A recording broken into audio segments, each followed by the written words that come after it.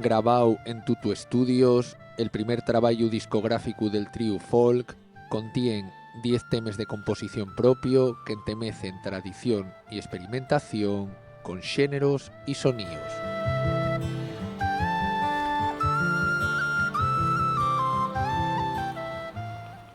El disco que hemos grabado se llama Son de Ermo.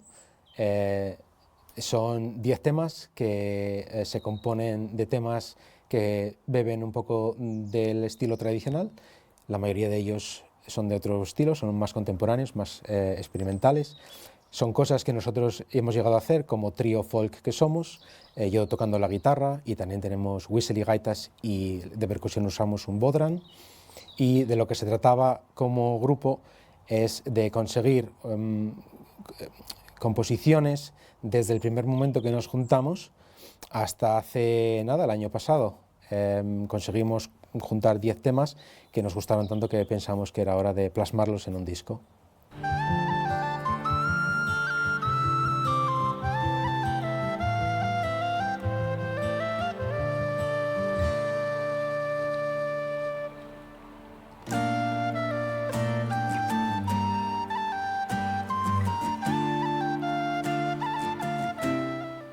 Picarós recolle un pouco la nuestra inquietud musical, sobre todo la de Chus y la mía, que venimos mamando la música tradicional desde que ya éramos unos nenos, dedicándonos pues eso, a la gaita y al tambor, tocando en fiestas y tocando pa'l baile también. Y pudimoslo conseguir gracias a la incorporación, a encontrarnos, a conocer a Dani, que viene de un ámbito musical completamente diferente, porque él viene de un toque de guitarra pues más metalero, y entonces conseguimos aunar ahí los criterios musicales de los tres y plasmar un poco esa inquietud, como dije al principio, musical que siempre tuvimos ganas de hacer, pero que hasta ahora nunca habíamos podido reflexar en un trabajo como Son de Ermo.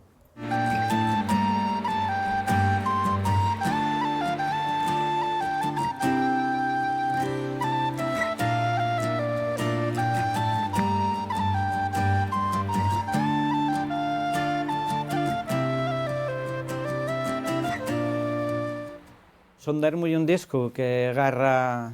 cosas de la tradición, y esas cosas son, lo primero, la sonoridad de instrumentos como la gaita, o otros instrumentos que sin ser tradicionales de Asturias están muy vencediados a la música tradicional, como y el caso del bodhrán que toco yo mismo, los whistles. Y luego por otro lado, aparte de esa sonoridad que es lo que da, ¿no?, el toque a la música folk, ¿no?, lo que es ese link así con la tradición,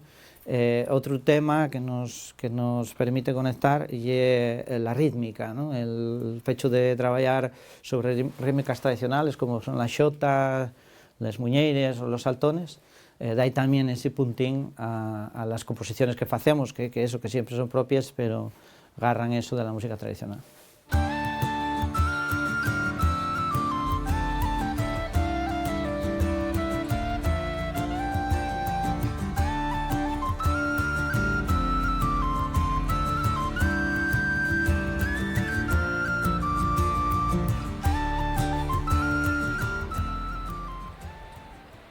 La otra pata del proceso creativo Picarós, que es esa que está más vencellada pues, a la innovación, a la experimentación, surge del propio proceso creativo, en el que, bueno, nosotros nos ensayos xuntámonos, ponemos sobre la mesa las nuestras propuestas a nivel melódico. Por ejemplo, pues Iván aporta una composición de xota o de muñeira, sentímosla, yo meto ahí el bodhrán a partir de influencias que tengo de grupos como puede ser Fluke u otros, ¿no?, estilos, toques y demás. Dani agarra y también a partir de su propia experiencia viendo otros estilos musicales mete su toque ahí, ¿no? Bueno, pues de ese proceso y es donde surge el sonido Picarós, ¿no?, y ahí es donde cada uno contribuye con la su influencia.